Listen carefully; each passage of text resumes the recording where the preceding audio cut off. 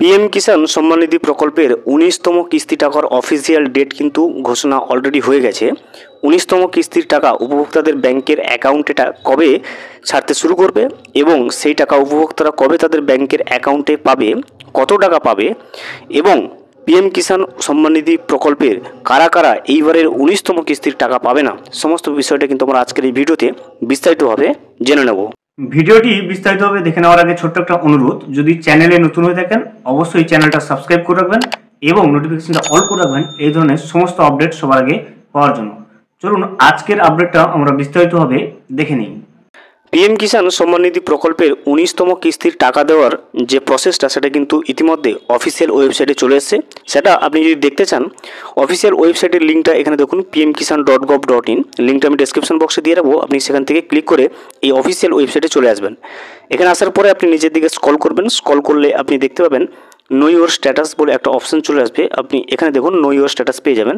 No your স্ট্যাটাসের উপরে কিন্তু আপনি একবার ক্লিক করে নেবেন।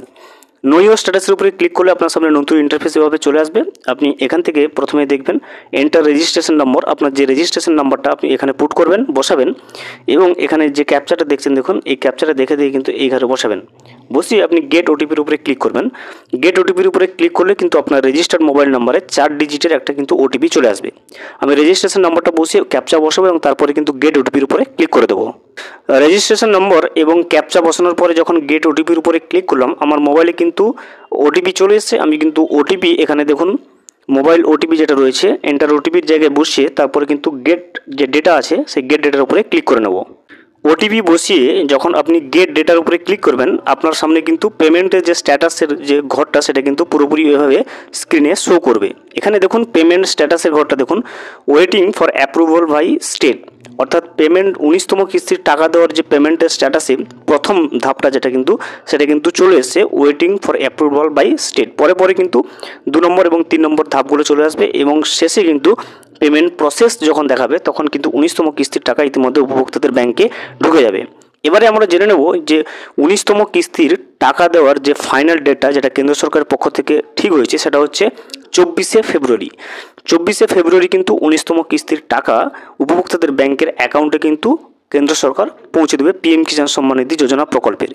এবারে আমরা জানবো কারা কারা এই 19তম কিস্তির টাকাটা, অর্থাৎ কোন কোন কৃষকেরা 19তম কিস্তির টাকাটা পিএম কিষাণ সম্মান নিধি যোজনার যে 19তম কিস্তির টাকাটা সেটা কিন্তু পাবে না।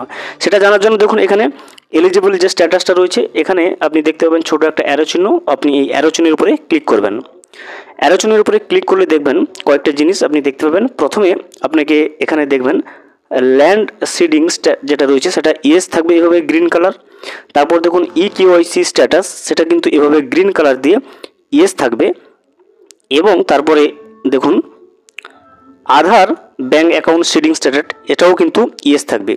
অর্থাৎ এই তিনটে জিনিস এইভাবে গ্রিন কালারের ইয়েস থাকলে তবে গিয়ে কিন্তু আপনি পিএম কিষাণ সম্মান নিধি যোজনার 19তম কিস্তির টাকাটা কিন্তু অবশ্যই 24শে ফেব্রুয়ারি পাবেন।